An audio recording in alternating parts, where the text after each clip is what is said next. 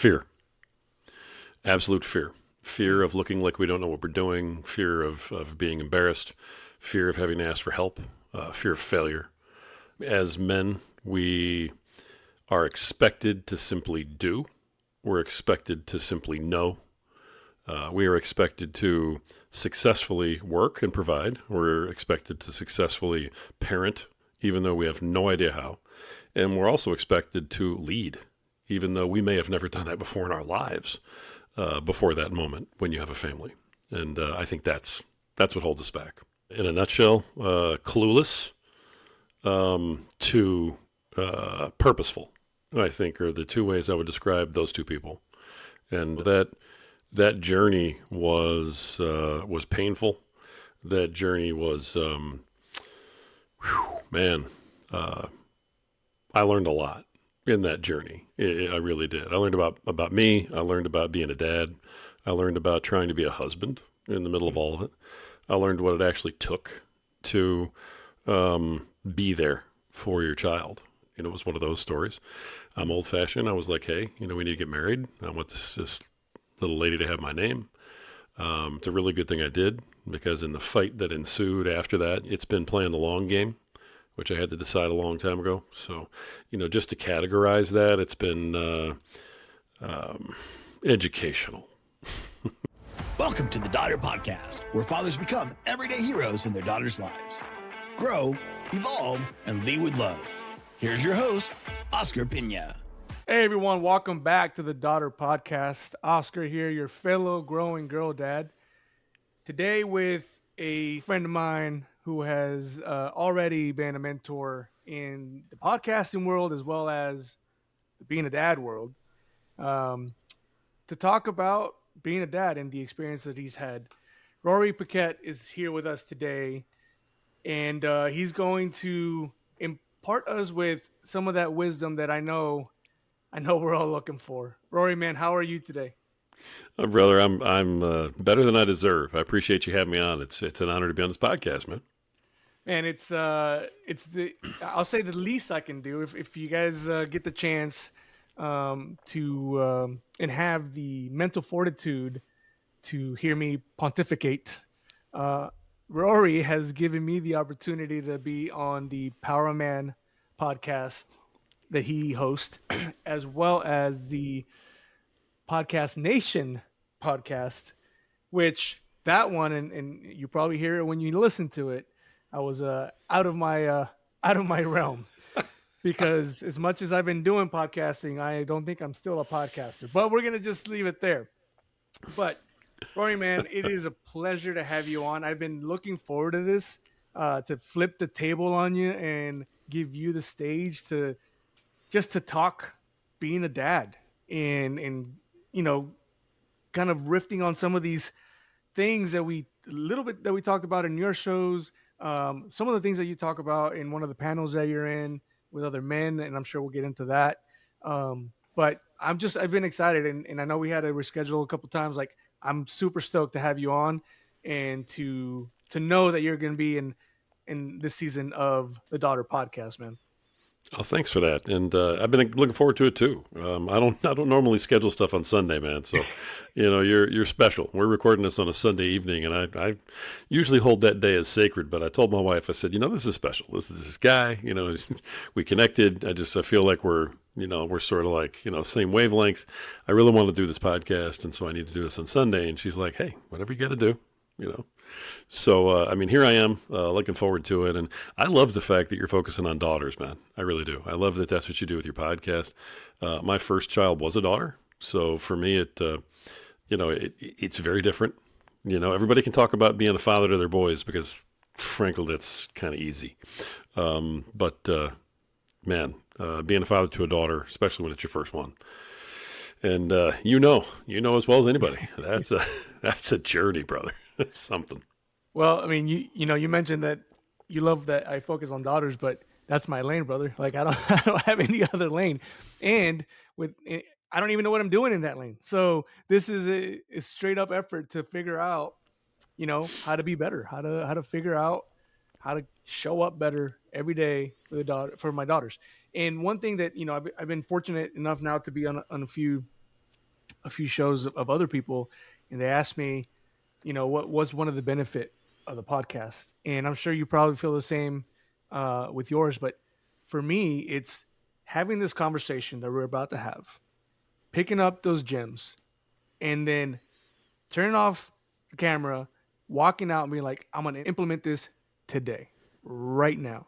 And so it's academic into action, right? Like that's in for me as a knuckle dragger, I need that. Like I need to be able to take it and then go implement it right away. And man, it has been like so transformational for me to be able to talk to people like you on the show, steal those secrets from you, those lessons, those experiences, and be like, I either don't want to do that with my daughter, so I'm going to fix that, or I do want to do this, I'm going to go do that now, and then implement that. And coincidentally, I think my daughters are probably benefiting from it. So, all right, that's the hope. I think that's a sure thing that they're benefiting from everything you're learning. So, and that's one of the best parts about podcasting. It really is that you have people come on, they share their expertise, they share their knowledge, but they also share their mistakes. Yeah. And so we don't just learn from our own mistakes; we have to learn from each other. And that's one of the biggest benefits of podcasting, the way you do, the way I try to do, from our hearts, and just trying to be authentic and like you said, stay in our lane. Yep. This is who we are. I don't talk about anything on a podcast that I don't know what I'm talking about. Right. It's if I haven't done it myself and had a few scars doing it, then I'm not going to take up the conversation. I leave that sword on the ground.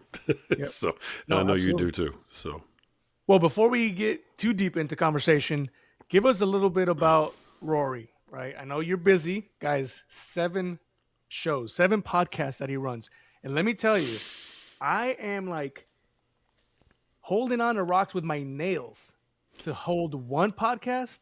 So this man runs 7. Give us a little bit of your background, not just podcasting, but who Rory is, your kids, we already know you have a daughter, and bring us into your world a little bit. For sure. I got to give yourself a little grace, man, because I'm not active duty, right, in the armed services, and I don't have 3 kids at home. All right. So just to start with, my name is Rory Paquette. I'm a podcast host. I'm a podcast coach. I coach men and women on podcasting. I coach men and women on public speaking. I coach mostly men in leadership, and becoming better fathers and husbands. So I've been doing that for a long time, and I do this full time. So when you're able to do this full time, you can have 7 shows, and you can figure out how to do it, right? So I do have a wonderful wife. I have 3 kids. My daughter is 32, and she's from my first marriage, which lasted like a minute and a half. Then I did it not only right, but I did it better than I ever could have done it. Found the most remarkable woman in the entire world. She could do better than me on accident, and somehow is still with me after all these years. And I have 2 boys with her that are 25 and 21, and they're bigger than me, they're stronger than me, they're smarter than me. I mean, it's everything you could ever ask for. And boy, my daughter, unfortunately, is me in the female body. Right. And so we just, man, as an adult, to have an adult friendship with her the way I do now is, as father and daughter is one of the best things in the world, because we just go at it. And it's amazing. It really is. So I get to enjoy empty nesting right now, and pursuing, my best life and my dreams, which is why I have 7 podcasts, man. So that's a little bit about me, Well said. I can't wait to dive into some of those little holes you left in the story there. Let's just talk Rory. Let's talk before, where were you mentally and maybe even physically, before your daughter came in? Give us a little bit of that story, because I know we were talking about this a little bit before we hit record, and there's a topic here that I really want to get into, and that's I don't even know how do I name it. It's essentially, we'll say, traditional masculinity for now. I don't think that's what it is yet, right? But I'll let you tell the story, and then I'm going to bring that in, because I think that's one of those things that you and I talked about before that has very good characteristics, and then also has some flawed characteristics. So let's get into your story, and then I'm gonna ask you about that. Right on. Okay. Yeah. If you just go back to before I had my daughter, before I became a father, I was typical, going to college, trying to figure out life, and former athlete, the whole bit. I did a whole bunch of, boxing and stuff like that, tried out for a football team at a pretty major college, made the hamburger squad, which is the team that plays against the real good guys and just gets beat up every minute. Yeah. So, which was fun. But by and large was really kind of just trying to find myself, and, ran into this young lady. We had a great time, and, this was the old days, and, we got pregnant, and it was one of those, okay, well, obviously we're going to keep it because we both believe that. And the right thing to do was to get married. And so we did. At the time I was also looking at becoming a police officer and had gone through a lot of training, a lot of testing, that sort of thing. And that takes like a year and a half to get through. And on the night before I was supposed to go take my final physical exam, and it was the physical part of the exam. So I had been training for months, man. I was ready. It was like, run a, lap and a half or something and do chin-ups. And it was like, it was nothing. I was going to kill it. And so I was totally ready, and I was really excited. And I'm at work, and my daughter's not due for another like 3 weeks. And I'm just excited because I wake up in the morning the next day and I go right to the thing. And as long as I pass it, I'm on my way to become a state cop in the state of Indiana, right? Which really was something I wanted to do very badly. Nope. That night, my wife at the time, her water broke, and we ended up rushing to the hospital. Wow. My daughter said, "Hey, Dad, you aren't going to be a cop. That's that." And it was really amazing because, my ex-wife went through a whole bunch of labor, and it was a very tough delivery, only child she ever had because of that. But my daughter finally comes out. I'm holding her in my arms. And brother, I was done. I was like, you know what? I can't risk my life as a profession because this person I'm holding in my hands right now is depending on me for life. And it was, if it was something out of a movie, it would have been like the light shone and the angels were singing. It changed my entire life right at that moment. Like nothing I'd ever seen prior. And I just said, well, I can't be a cop. I got to figure something else out. So it's kind of how I got started, was that way. I'm sitting here and I've got a wife and a kid and I have no idea what's next, except that I've got to take care of this kid. So It's amazing the power that little creature has right off the bat. Yeah, absolutely. We found out real quick how tough it was to be parents. We weren't really strong as a couple, obviously. We got together because of the baby. I don't blame my ex-wife, man. Everything's everybody's fault. I definitely could have been better at a million things. My daughter actually just got married in October of this year, so just a couple months ago. Congratulations. And me and my ex-wife sat next to each other at the wedding. You know what I mean? So it's just one of those things. But one of the things that hit me right out of the gate, we take the child home and you're reading books because we didn't have internet back then. Right. There was no cell phone. There was no internet to look things up. There was no YouTube to figure out how to change a diaper. You had like pages that you had to read that had diagrams that weren't very well done. And, so I'm trying to figure everything out. I learned real quick how tough it is to be a man in that situation. How tough it is to be put in a situation where you have no experience. You've never really been taught anything. You don't have anybody to ask because it's just the two of us and the kid. We're all alone. So unless you have really strong parents, which I didn't have at the time either, father was gone from a very young age and mother was at the time dying of cancer. So I'm just sitting there like, all alone. And as a man, you go, I have to figure this out. Right. And so the pressure that you take on of not only having to provide for all of these brand new expenses, as you well know, you have no idea how much a kid costs till you have a kid. And then you're like, woof. Oh my gosh. What a business, right? Oh, I'm telling you. What a business. What a racket. Yes. What a That's what it racket. is. Yeah. This is so, I don't begrudge anybody making money, but come on, So, anyway, but you learn really, really quickly that you need a ton of help, and you also learn that you have nowhere to go for it. So, that pressure looking back was one of the things that wipes out a marriage. It's one of those things that wipes you out as a couple. It wipes you out as an employee trying to do anything, Mm. and nobody gets prepared for that. So I think that's one of the things that we started talking about a little was, men, one of the hardest things for them in becoming fathers is that they are just overcome with fear at every step because you're afraid of failing. You're afraid of not doing it right. You're afraid of looking like you can't do it. Yeah. There's a million things going on in your head and no help at all. So you're on an island, man, when that happens. Dude, I just had I had a comment. It was the interview with Dan, and he mentioned that he's like, I never wanted a daughter. I was afraid to have a daughter. He said that, right? Not in that context. So guys, don't take it out of context. Here, go Oh, watch the sure. episode. Sure. There's way more to that story than that. Regardless, that comment,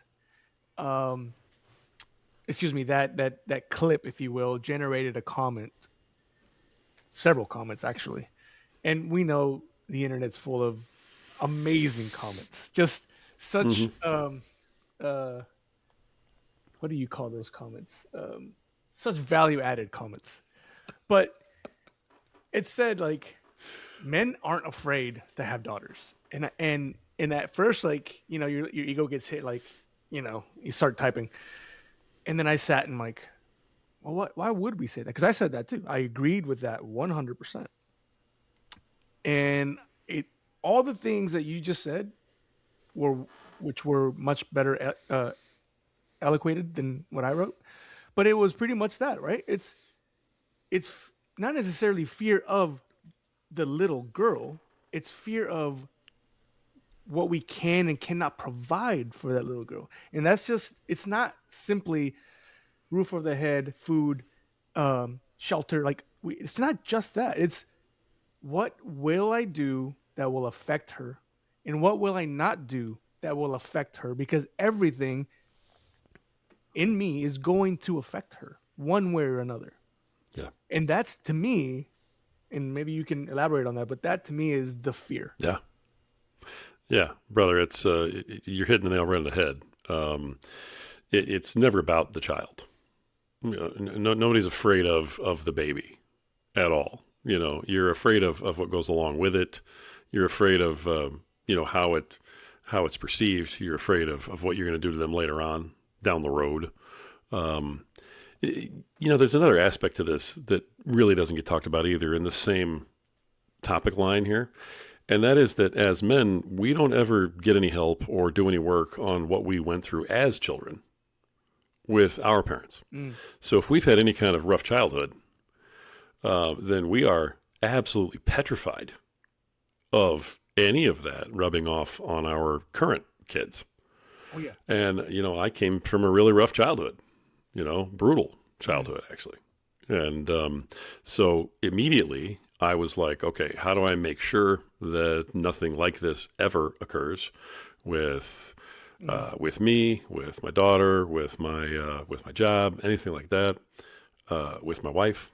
You have to always be worrying about all that. And when you're sitting there like that and you're worrying about everything that you dealt with as a child, and then you're also dealing with everything that you're dealing with right there in the moment with your child, that's something that never gets talked about either. Because men don't heal. We don't get help for the old wounds. We just carry them on.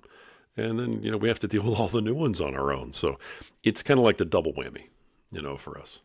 Well, you almost didn't have a reason to go heal those wounds until then, right? Like, you go into life and you are who you are at that point. You're doing the thing that you're doing.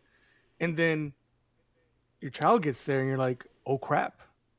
Like, what do I fall back on? Well, it's the training I received, right? Whatever that was. Now you realize I now have to figure out what that was. And that's the scary part. Yeah. Yeah, 100%. 100%. It's Now, brutal, but so it's something that you, we all have to deal with. Yeah.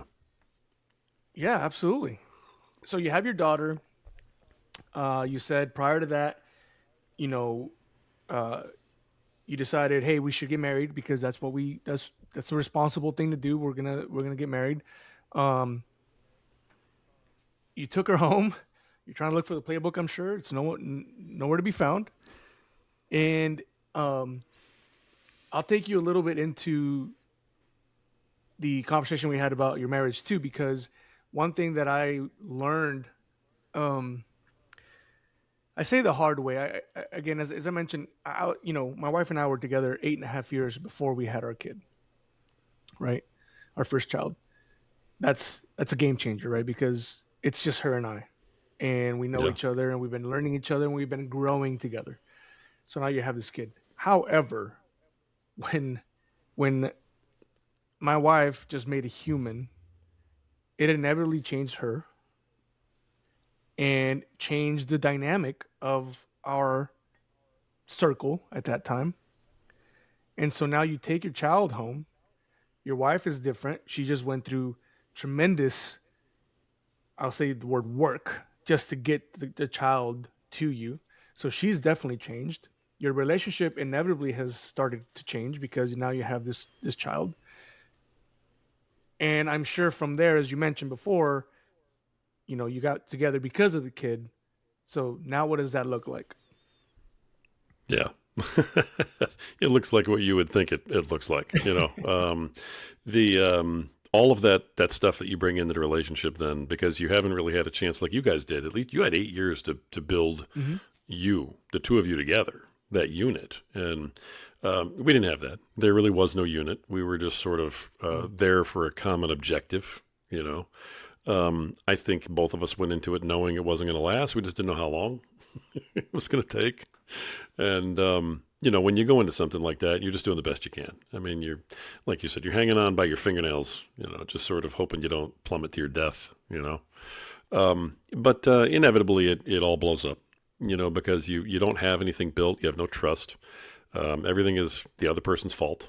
And, you can't blame yourself for everything because you're trying to act like, you're pretty sure you're right, even though you have no actual idea what the answer key says.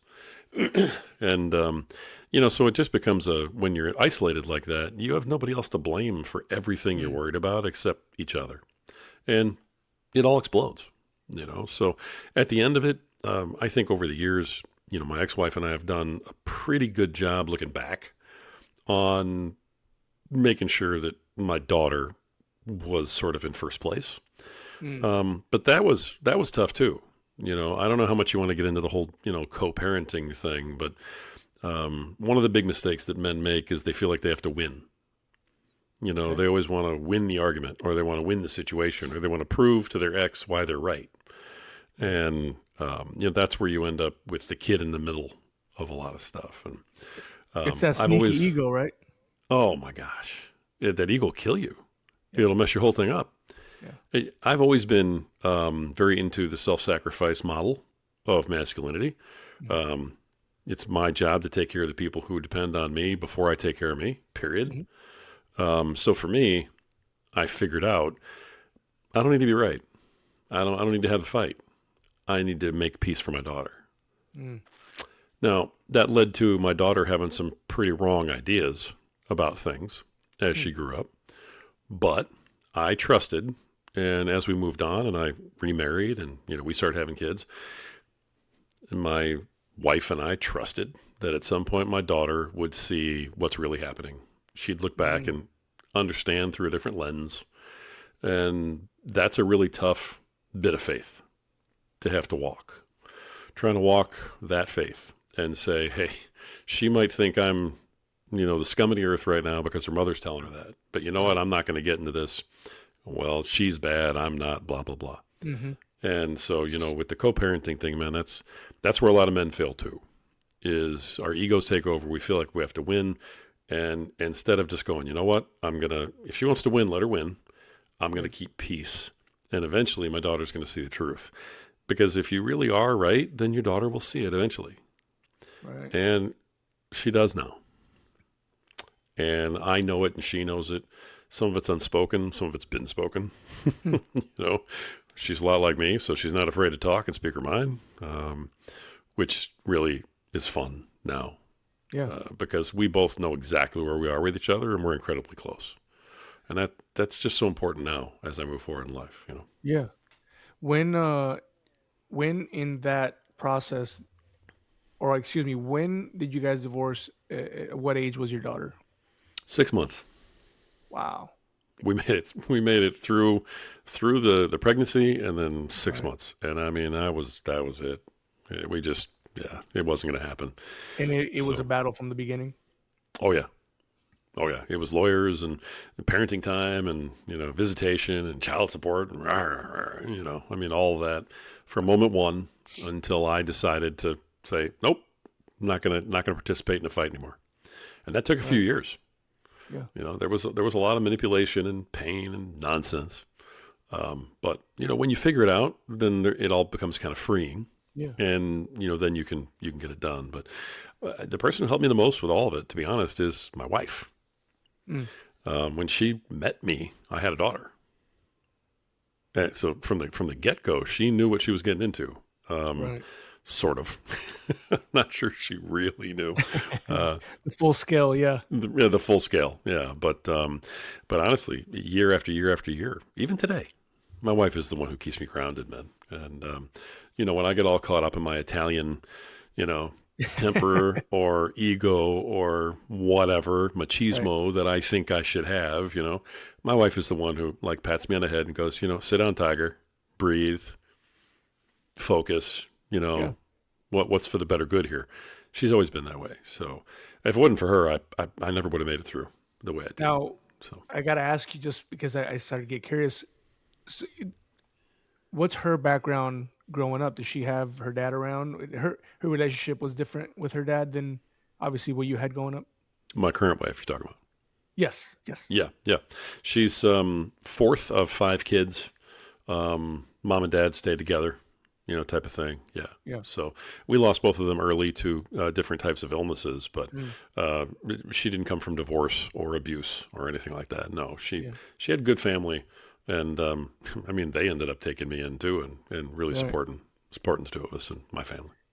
The reason I ask is when you have that rock, I mean, you're saying she really, allowed that boat to stay in a level playing field, right? Because Yeah, that she was that person for you, but that comes from a playbook she had somewhere. And I exactly. think it's really important to point that out because as you mentioned in your podcast before, and I know we had this conversation, the importance of what you just did for your daughter, the importance of staying as grounded as possible, staying as level-headed as possible. Unfortunately, there's probably a lot in there that we can get into if you want, but it sounds like as you guys started to get back together, she started to see the benefit of that. In my uneducated mind, if you will, has to assume that that is going to carry on to her as well, just like it carried on to your wife, your current wife, who was someone's daughter, who sounds like allowed her to learn that calm, you know, yeah, just to be that person to be able to help someone out in that situation. Yes, it's definitely already being passed on to her. Mm. And again, that has a lot to do with my wife. She and my daughter have a very special relationship. Mm. And it's never been, being a mom. It's always been being an advisor. I mean, stepmom even wasn't a word that got used a lot. It Okay. was just, you know, um, my wife's name is Andrea, and she goes by Andy.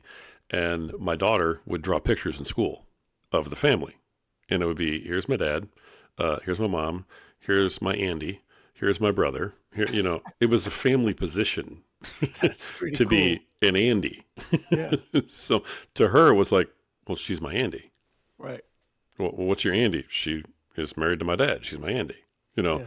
it was never my stepmom or, Right. there was no Mother's Day card with the word mother on it, or it was, and my wife always was like very respectful of her mom. And hey, that's you and your mom. You Hmm. and I are different. We have a different relationship. So, again, to her credit, I was very lucky in that way. And Yeah. so I think, one thing guys want to look out for, and I've said this on my podcast probably a million times, you have to recognize where you're coming from so you can recognize who you get hooked up with. Yeah. Now, I got lucky, but if I would have, met and fallen in love with a woman who came from a divorce background and abuse and all kinds of toxic other stuff, Hmm. we may have fed each other into a frenzy Right. and just destroyed ourselves. I mean, so you really have to pay attention to who you're Yeah. teaming up with when you have kids, because it can't just be about how you feel. It's got to be about your children first in that way. Yeah. How long was that battle once you guys got divorced? She's 6 months old, and obviously you start to you sounds like you want to be around your daughter. It's not like you're just like, all right, fine. So what does that look like from that point on? Well, to the battle, you know what I mean? I'm not sure it ever actually ends, but Mm, I stopped battling when she was 9. okay. That's when I realized, dude, you've got to stop your part in this mess. And I realized that, and things had changed instantly. Mm, So, because, my ex wife would call up and want to scream at me about stuff, and I just wouldn't participate. I'd be like, okay, okay, okay. And she's like, is that all you have to say? And I'm like, yep. There's wow. nothing else, Yeah. and it was tough. Oh Okay. I yeah. mean, again, that's really tough.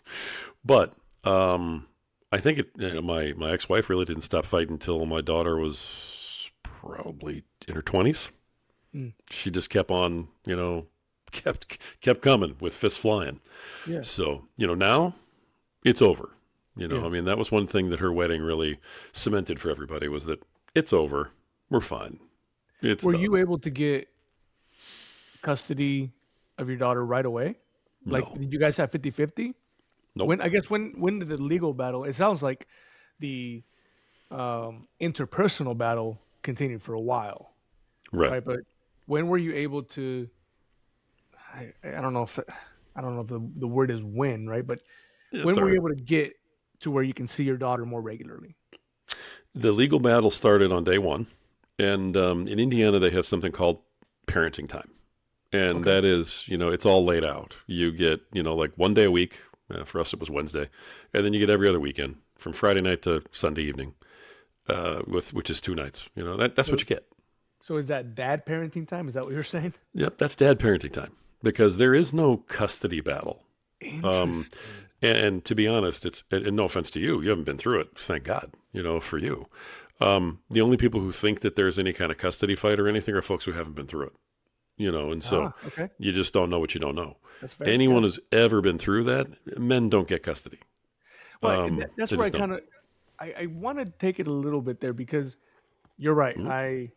Uh, thankful that that has not been my Oh yeah, God bless, man. lot in life. Um, I have I have several friends who've had to go through the custody battle, and man, it just this is obviously the unpopular conversation, right? Like it's almost like the the governing laws make it to where it's hard to be a dad in that point. When in Oh yeah. reality, we want the dad to be involved. We have all the data, dude. The data is in. Like the more involved the father is in a positive manner, the better the child is, therefore the better the adult is, therefore the better the society. It's like this whole thing that's mapped out and people still try to argue it. And yet when I hear a story like yours, when I'm with friends who are just fighting, and I say custody again, in ignorance is bliss, right? Like, oh, you're fighting a custody battle. No, you're fighting to just be a father, Hmm. right? Because the one that cares wants to be a father. I mean, how much of that? I won't even ask you how much is frustrating because that just sounds frustrating to me, and I'm on the outside. Um, that's got to be draining, brother. It really is. It's horrible. It isn't just the money that leaves all of a sudden. Because child support's unforgiving. I mean, different states have different rules, so I'll say that first. I know a lot of different states. I also, since early on in the Power of Man podcast, I got very involved in the fathers' rights movement, and I've done a lot of work with a lot of those guys out there, and had a lot of them on. I've interviewed a lot of fathers and talked to them about their struggles. So different states do have different rules and different things you have to go through. In Indiana, I'm blessed because Indiana is just so cut and dry. And so my lawyer was very simple. He's like, there's no way you get it. There's no point in fighting for it. It's already written. Here it is. Wow. You have to prove that the mom is like beyond a shadow of a doubt incapable of. And there's really no way to do that. I got to be honest with you. And that sounds defeatist, but it's just true. So what happens a lot, like when you're talking about guys you may know, is that their lawyer says, hey, we can try for custody. Let's give it a shot. And they go, all right, let's try.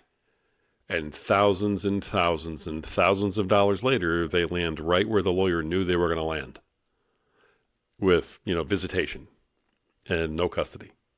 That's just how it goes. A couple of states have tried to do the 50-50 custody thing, but they're not willing to get rid of child support yet.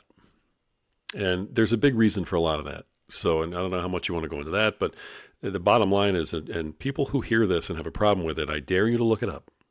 Judges make commission. That's real. What? Yep, you heard it. And I'm telling you right now, when I first heard it, I went, no way, till you look it up. Come on.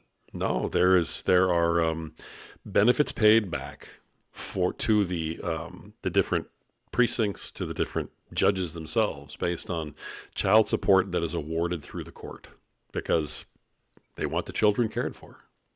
It's not even a joke. It's really awful. It blows your mind because you're like, there's no way that's true until you look it up, and it's true. I am legitimately speechless. Like, I don't even Tell me. And I've said this before on my podcast and had people go, oh, you're just bitter. I'm like, did you look it up? Yeah. Well, no. Well, then don't talk to me. Go look it up. Wow. You can Google it. It's there. Now, different states, different things, but it's not in anybody's interest. The entire system is operating on the father paying. The more the father pays, the more everybody in the whole food chain makes. If you go in and you settle everything with a mediator, then the lawyers don't get to bill you thousands of dollars. Right. Right? If you agree on, hey, we're just going to split custody and nobody has to pay anybody, well, then there's no money changing hands in the court system. Yeah. Someone's going to say, wait a minute. Billions of dollars going through the court system. Oh, my gosh. Billions. And you also got to figure that it goes in, it's held, then it gets paid. Right. Well, while it's being held, interest is being made. I mean, this is just simple, money. Honestly, it's the worst money laundering scheme you're ever going to see in your life. But that's a whole other episode, man. It really, really is. I did not know that. Yeah. At the end of it, it's the dad just trying to have the kid for Father's Day. And that's that. And when you have an ex-wife who is savvy, who understands the law, who gets it, then they go, well, if I just don't obey this parenting time, he really doesn't have any recourse. What's he going to do? Dude, it's like a double-edged sword. Because if you know that the system works that way, and you don't, not that you have an option, but let's just say you don't partake. Right? You may hurt the system, yet your child is like, you don't care about me. Or that's the way they use it, right? Well, that's But then you have dads that are like, I'll do whatever it takes. So then the system benefits, and yet it's just an uphill battle for a father to be a father. Yeah. I mean, honestly, I counsel dads when I talk to them, like, you know what? Pay it. Do your absolute best in the time you have. Right. Because the more you fight it, the more you come closer to false accusations, to, oh, well, he, hit me or he did this or what. And brother, you're guilty before you're innocent in every single case. And then you risk not seeing the kid at all. So I tell dads, look, pay the money. Consider it that you're ransoming your kid from the state until they're 18 years old and move on. Because you know what? This is what you have to pay for making that mistake in who you chose to marry. And that's just that. It's brutal. It really is. Those words hurt even more. Yeah. You're paying ransom to have a time with your child. We had some unique stuff come up because I took that attitude of, you know what, I'm going to just make sure I keep as much of my time as I can have. Mm-hmm. I'm going to make the absolute most of it that I can make. And I'm not going to fight what I know I can't beat. Okay, over here. Because why give, on top of everything else, you're spending thousands of dollars on, giving it to child support. Then you also have to figure out how to, pay rent, take care of your, Right. Yeah. your wife, your new family, everything else. Nobody cares about that. So you get into those situations, and the last thing you can do is spend $3,000 to $5,000 on a lawyer to settle an argument in court. It's like it's not worth the time to have the argument in court. So I said I'm going to put as little money into the lawyer's pocket as possible. Mm-hmm. I'm going to spend the most amount of time I can with my daughter. I'm going to do the best that I can to make her understand the type of man I am during that time. And that doesn't mean telling her mom's wrong. Right. It means showing her who I really am and leading by example, by leading my family, and teaching her everything I could possibly teach her in that time frame. It's really tough to do because at every single step you just want to scream at the moon. Dude. But when you can persevere like that, then you come out the other side and you get to have what I have now, which is an amazing relationship with my daughter that I wouldn't trade for the world. Yeah. But it's tough, man. It is really, really tough to get there. Yeah. I mean, I have a hard time sometimes, disciplining my daughters in a certain way, whatever that is, right? Hey, we got to do this, we got to do this. And then maybe my wife not taking the same attitude towards a project that we're doing as me. And that's frustrating enough. But if you're having your child, I think you said 1 day a week and every other weekend. Is that what you said? Yeah. I mean, dude, you're pouring in with a fire hose and she's coming out dry at the other end when she comes back to you. Yeah. Yeah, it's Oh, my difficult. goodness.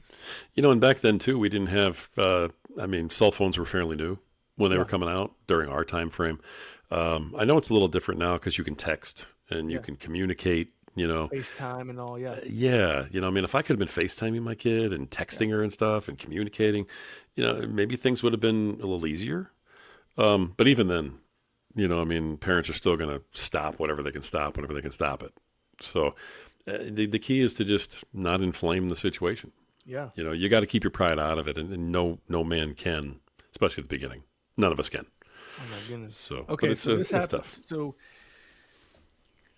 this, I didn't mean to get you all bogged down in this, no, brother. I'm like this is just I'm part of it. completely speechless at this this information. I just like again, ignorance is bliss, brother. Like, and it's something that I would never try to, but two, I couldn't bring that type of information to people without having someone that has gone through it, right? And so that's key in the show. But okay, so let me recalibrate to the good things, or we'll still keep it real, but let's just go to the good things. So 6 months old, you start obviously this battle that has lasted for a long time. Yeah. You fight because I assume in your mind as a man that's what I'm supposed to do. I'm gonna fight, and you're butting heads and you're probably not making it any better, as you mentioned. Right. Talk to me a little bit about the ownership portion. So at some point you figure out I have to own some of this. And I know that for me, much different situation. Sure. But for me, there was a point where my daughter is now, she must have been, I don't know, 4 or 5, my first daughter. We had just had our second daughter. That's what it was. We just had a second daughter, and I'm driving down, and a buddy recommended a book, and I was doing a bunch of growth, but I was still like dragging my knuckles. I was just like I was like listening to podcasts, I think, and books, but there was no implementation. It was just hard, like to digest it all. And it came a time when my second daughter got to us where I was like, holy crap. Like I have to own this and this and this. And all of a sudden, everything kind of shifted. Didn't get easier, but it definitely got simpler. So not easy, just simpler. Can you relate to that? Yeah. And there's a couple things that you have to own, when you're in the situation that I was in. So, I mean, I appreciate the analogy. Um, because in your case, you've got to own your behavior. You've got to own what your sort of the fissure between you and your wife or between you and your kids. There is some that's on you that you have to own so you can change it and move forward, right? When you get into a position where you're divorced, no matter what you do, it isn't going to change your relationship with your ex Right. Yep. unless she decides to change it as well. Right. So that's different, but you still have to own your relationship with your child. Yeah. And again, I think that a lot of that happens somewhere around maybe that 9, 10-year-old mark, Okay. where I kind of realized all I'm doing is making this harder on my kid. And I need to do everything I can to, sort of own it, like you're saying. I didn't look at it that way then, but you look back and you go, that's kind of what I was doing. And I see it that way now. And say, what's in my power to change, Right. to, lead at least my relationship with my daughter differently. Yep. And I can't do anything, for instance, about what her mother's teaching her. Yeah. Right? All I can do is say, hey, I know that your mom's teaching you this. Let me at least tell you what I believe, and then you can make up your own mind. Right. And so she today is able to do that because I didn't say your mother's wrong. Right. This is what it is. I said, that's what your mom believes. Let me tell you what I believe. And then you can decide what you want to do. How does that sound? Yeah. As soon as I took that tact with a lot of things, then and I owned that part of it, then I think my daughter really, she embraced that a lot because she really wanted to feel empowered. And when you're a divorced kid, you feel like you have no power. Right. Because you're just getting dragged. 4:00 I'm here, 6:00 tomorrow I'm there. Right. It's not like anybody asks you, hey, do you want to go? Or do you want to go home now? Or, you don't get a vote because everything's dictated by the parenting time. Mm. So when you can give the kid that kind of empowerment and you own your part of it, and you have to own that you don't have control, which is really hard. With my boys, my wife and I could sit down and go, how are we going to do this? Mm-hmm. Well, we're going to do it this way. All right. That's it. We're doing it this way. Right. And I'm in control. That's how it's going to be. You don't have that choice when you have an ex-wife because you could decide one thing, and then as soon as your daughter goes back to her house, everything's back to the way it was, the way she wants it. So you have to own that you have no control over what happens when she's not with you. That's very, very tough stuff, but owning it was huge. Well, I would argue that control. you did change your relationship with your ex-wife, whether she wanted it or not, because you owned what you could on your side, and just by simply not partaking in the invitation to argue alone changes that dynamic, right? And That's a great point. Yeah, actually, you're right. You are changing the relationship because you owned what you could. You're absolutely right. You can't control what another person does, what they think, what they say. But if you control your side, you can influence, which it sounds like ultimately helped that influence. But it definitely changed the relationship. And it takes me, because I know I'm going to lose you because we're running out of time here. It takes me into your son coming in 7 years after your daughter, 7-ish years after your daughter, right? Ish? Yeah. 25, right? 25. Yeah. So technically you're still in this headbutting thing because your daughter's not quite 9 yet. But it almost feels like, for me, what an example you started to set right off the bat by circumstance, let's say, because of all the situation you were in. But all of a sudden, you started to change your ownership and your everything that was around you. And now your sons are growing up, not only with a man who loves their mom, right? But now you have this external we'll call it a little battle, not a full war, but you still have this thing that you're dealing with, and to deal with it with that grace and that attitude, I can only imagine is the example that you want to set for your sons. 100%. 100%. When my first son came along, that was something that became real evident too. Mm. Yeah. So I mean, when you put it together, my daughter being around 9 or 10, my son having just got there, I never really thought about that the way you just laid it out. But to be honest, I'm sure that all was working together. Well, You're yeah, going, hey, how am I going to lead my son now, who right. I do have control over?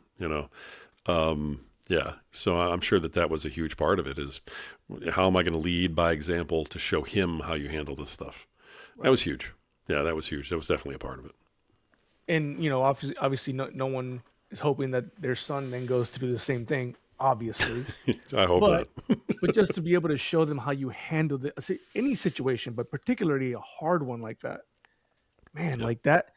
What an example there, right? And then it also takes me to what I've always mentioned, and it took me a long time to realize with my first daughter how much work your daughter, without having chosen to, did to get you to be the man that you are now. Right? I mean, you everything that you know about parenting, obviously, she taught you up until you got your son, Yeah. and then you add on the additional stress of everything that you just explained. I mean, wow! Like, it makes me happy to know that your relationship with your daughter is what it is now, because that means that one, you did a lot of things right to get to that, but that my relationship with my oldest is special because once I realized it, I was like, dude, you're teaching me every day. Like, I don't know how to be a dad tomorrow until you teach me because you're my oldest and we're gonna do this and I'll be better for your sisters, right? Hmm. But for you to be able to do that through this, I mean, through this craziness is, again, I say it naively, so throw rocks at me if you will, but you'll only break your camera. Um, what a beautiful thing to have that with your daughter. In a weird way, it's just like this that relationship you have with her, and how much she did for you to be the man that you were when you had your son, and now having changed your dynamic and having learned so much. Like, I don't know how else to put that. I mean, that seems like just an amazing story to have between you and your daughter. I appreciate that. I really do, and I agree with just about everything you said. My daughter and I think if you asked either one of us, she's definitely taught me a ton, but we've evolved, Mm, and I think that from a very young age, maybe in that 9 to 12 area, we both kind of realized that we were sort of like, hey kid, we're trying to figure this out. yeah, It's you and me, and let's figure out how we do this. yeah. Because there's never really been a like if my boys, if you ask them on episode 300 of Power Man, they make a lot of fun of me, Okay. about all the rules I had. With my daughter, she doesn't really have all those. Well, Dad said this, and it had to be this, because it was a lot of how are we going to do this Right. Yeah. between You're she and figuring I, it out. and we're Absolutely. figuring it out. Yeah, Yeah. for sure. I'm gonna have to listen to that episode just to be able to send you an email about it. Um, okay, so you have your son 7 years later, and then you have your youngest who's now 21. So that's 4 years after your middle Hmm. son. Right. Totally. I mean, I always try to look at like the whole picture, like a totally different person now. Better, more, probably more stable, like mentally. You're what do you call it? You're locked on, right? You figured this out. You're a parent. Give me some of those. Actually, let me ask you this: how much did your daughter integrate um, into the family really with your sons? I know that you have your visitations and all these things, but at some point, do you start getting her more? Is she close to her brothers? Like, how does it look in your household? Yeah. She's always been close to my older son because they spent a lot of time together as kids. Okay. My daughter was 7 when he was born, and so on. So they've been close. My younger child, when he came along, it was kind of like, more than 10 years Mm. after. And so then when he's, 6, 7 years old and doing his really developing into who he is, right? My daughter's, 18, Right. you know, On. Yeah. um, and my daughter took off for California when she was 18 to go, play in a band and did all that stuff before she came back and decided to go to college. Okay. So, I mean, she just was that free spirit and did that. So they didn't have the time together. Mm. So she and my older son definitely had a relationship, that has kind of, continued today. She and my younger son, they're still building it. Even when they were at each other's weddings, over this past year, all three of my kids got married in the last 12 months. So yeah, so that's where all his gray hair came from, man. I used to have Yeah, I a see black that. beard, right, till about a year ago, and but they all got married, and so they spent all that extra time together too, in each other's weddings and at each other's receptions, and celebrating life and the planning and everything that went into it all, Hmm. and it was really cool because that's one thing my daughter has said since the last wedding was it was really nice being able to get to know Mike, our Hmm. youngest. And she said, I really want to reach out and spend more time with him and just know him better. And they both feel that way, but here we are. She's in her 30s, he's over 20, and now they're getting to know each other. Right. Yeah. Yeah. This is how life works, Right. you can't force that stuff, Yeah. so, and it was different for my boys. My older son saw what was happening with my Hmm. ex-wife and his sister, knew that wasn't how things were with him, but was learning that there were two different sets of rules. There was two different lives. So he grew up understanding the hybrid. You know, Right. my youngest son was like, why is she this way? Why is this ex-wife person in my life making my life harder? She just Right. ticked off my dad and now I have to deal with this. Right. He had no patience for any of Yeah. it Yeah. and No was like, context. Yeah. yeah, no. He's like, Yeah. my dad's not a bad guy. Why are you saying he's a bad guy? Get out of my house when he's Right. 5. So he didn't get the idea. And so his, initial Italian male reaction was, hey, oh, get out of my Yeah. house. Right. Yeah. That's right. So, yeah, but they're honestly, they're all close now. They're all great now. And, brother, that's just how life happens Yeah. for you. So you're blessed. You have 3 fantastic kids. They're all close in age. You got a great wife. Obviously, she puts up with you. Yeah. So I mean, AO. But you have a fantastic situation. And what I love about you too is that you know that you do, and you work every day at not only being better at your role in it, but making sure that life is better for all of them Yeah. in it. And that's one of the things I love about you, man. So Well, thank you. It's literally the work in progress, right? Because I've said it before, and I'll say it every time I get the opportunity. I owe them everything. Like I right owe on. them what I am, what I do, everything. So I'd be remiss not to ask you because obviously, again, these are perspectives that I couldn't bring. Give us some, I don't know what I call them, tips and tricks. Okay, you're you're raising your daughter in the teen years during this immensely hard time. You only have her for a little bit of time at a time. Um, and you and I know there's dads out there right now doing the same thing, just trying to be a father to their daughters. They're getting into the teen years. Those are the hard times to really set an influence and help them develop to where they need to go. Give us some thoughts in that time frame during those teen years of you doing your best to be a father. Wow, man, that's one of the tough ones. Because as a dad, when things get tough, you hold on tighter. Mm. We try to control more. We try to get everything within our grasp because we just want to control it. And one of the things I had to do, especially when she was a teenager, because my daughter was a very independent-minded, going to do what I want, period, type of teenager. And you know, you think you can. With my boys, the idea was get ahead of it, Mm. teach them so that they don't have the problems, and then hopefully you avoid them. Honestly, it worked really well with both of them. With my daughter, we didn't have that choice. So when you go into that, you have to accept a couple things. The first thing is that you have to literally do the best you can with what you have. and you have to give everybody involved a little bit of grace. Mm-hmm. The second thing is that I'm getting a little choked up. I apologize, man. Bring it. You have to accept that a big part of your job is not to prevent it, but to be there to clean up the mess and help heal after it's happened. You're gonna choke me up. That's really tough. Yeah. Because all we want to do as parents is stop them from touching the flame. Yeah.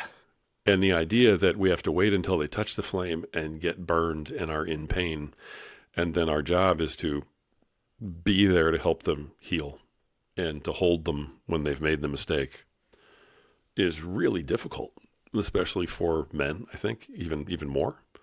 Because we're all about prevent, teach, discipline. If I do my job, this won't happen. Right. If these things happen, it's because I failed, right, as a father. That was incredibly tough, having to sit back a little bit and say, I'm not going to know. I'm not going to see the train coming down the track because she's with her mom, And so there's an awful lot of cleaning up the mess. Yeah. That, as a man, you want to walk in and go, well, how the heck did this happen in the first place? Right. Yep. And you can't do that. You can't go into it that way because not only will you drive yourself crazy, but you alienate everybody, including the child. Yeah. You have to go in and go, all right, this happened. I couldn't stop it because I'm not there because she's with her mom. I need to be the best possible dad I can be starting right now. Like, click, go. Yep. And you got to be there and you got to just hold them and let them cry and try to help them heal and try to help them learn. So there's an awful lot of that you can't stop. That's probably one of the hardest parts. Yeah. One of the hardest parts. Yeah. Dude, it brings to mind like a combat medic. Right? Good analogy. Yeah. He's literally standing there with a bandage and some fluids waiting to go use them. Like, it's insane to think about that. But that's what brings to mind when you're like, gotta wait till they touch the fire so then I can put this ointment on them and then wrap their finger and try to teach them for the next time. Like, that's crazy. And to be, and because I feel that. I feel that as a dad right now. But to be one, man, I would argue that maybe the hardest part is that you may be seeing the train. You just can't even get to it because she's at her mom's house. And she's like, you're like seeing this thing happen. You're like, how are you, And so I couldn't even imagine that because I feel that as a dad is that fine line of stopping myself from preventing everything because that's only going to make things worse at the end. Yeah. It's a weird thing to say. Yeah. That's the toughest part, man, is having to change your role like that and let go a little bit, like I said. And you're a dad on demand when you're divorced. Like I said, you push a button and you're a dad. Again, if you start getting hate mail on this, send them my way because, I've gotten more hate mail than I can shake a stick at over all these years. I've had 4 death threats, man. So just at this point, it's nothing. They can say whatever they want, but blame it on the old Italian guy who came on your show. Well, the show's here to get perspectives, and if you can't handle a simple perspective, you've got bigger problems than you think. Right on. Rory, man, listen, I know I've held you hostage here for a little bit. I could probably stay here for another hour and discuss some of these other things. I don't need to, guys. Go find Rory on all 7 of his podcasts, but primarily I'm partial to Power Man, which is just a great show that talks a lot about these things right here. Talks a lot about how we as men can do things to be better every single day. And just an honor to have been on your show to do that. So let's tell everybody what other things you got going on and where they can find you all over the place before we let you go. Yeah, like I said, I have 7 podcasts. So if they just come find me on Facebook, honestly, brother, without wasting all your time on your show, I'm one of these old guys who I host everything off my Facebook platform. Everything Okay. has its own, but if you just come find me on Facebook, that's where I'm at. It's at Rory Paquette. The name's on the screen. It's in the show notes. And that's it. All one word, at Rory Paquette. It's an open account. I talk about all my podcasts there.